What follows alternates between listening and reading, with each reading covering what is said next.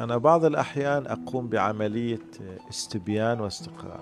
أجلس مع الشباب مثلا أسألهم عن كريستيانو رونالدو يجيبني عن تاريخي، يعني كل النوادي التي لعب فيها، جوفنتوس، مانشستر، النصر، تاريخ كامل. يجيبني عن الألقاب، كم مرة أخذ كرة ذهبية، عن عدد أهدافه. بل بعض الشباب اليوم تسألهم يجيبك عن حياته الشخصية، زوجته، أبناؤه، حتى البعض يعرف السيارات التي له. بعيدا عن تقييم هذه الحالة، الآن أخبرني عن النبي صلى الله عليه وسلم. لا يعرف شيء، لا يعرف شيء إلا الخطوط العامة العريضة، ناهيك عن أنه يعلم ما هو خاطئ. إيه، هذه مصيبة أعظم. لكن الآن دعنا في أصل فكرة الاهتمام بشخصية النبي. يعني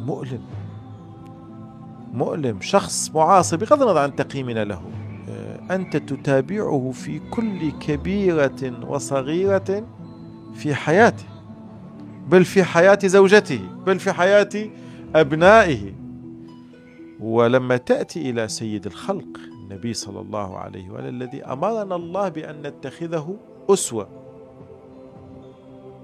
تجد صفر، مشكلة، مصيبة، أزمة حقيقية. أنا اليوم أدرج هذه الحالة في إطار أسميها حرب القدوات. اليوم كيف اقتلعت القدوات منا، القدوات الحقيقية، وأحلت محلها القدوات الزائفة. مثلا أنا أول ما ظهر التحديث في البرامج المختلفة قضية ستوري ترى هي بدأت ببرنامج واحد بسناب شات اللي هي الحالة الشخصية، ثم كل البرامج صارت فيها قضية ستوري. أنا قلت هذه فكرة ستوري هي فكرة خطيرة. لماذا هي خطيرة؟ ستوري بالنهاية أنت ستتابع الشخص 24 ساعة في كل حركاته وسكناته. جيد، الإنسان اليوم في علم النفس التربوي وفي غيره يذكرون أنه أهم وسيلة للتعلم هي المحاكاة، يحاكي ما يراه.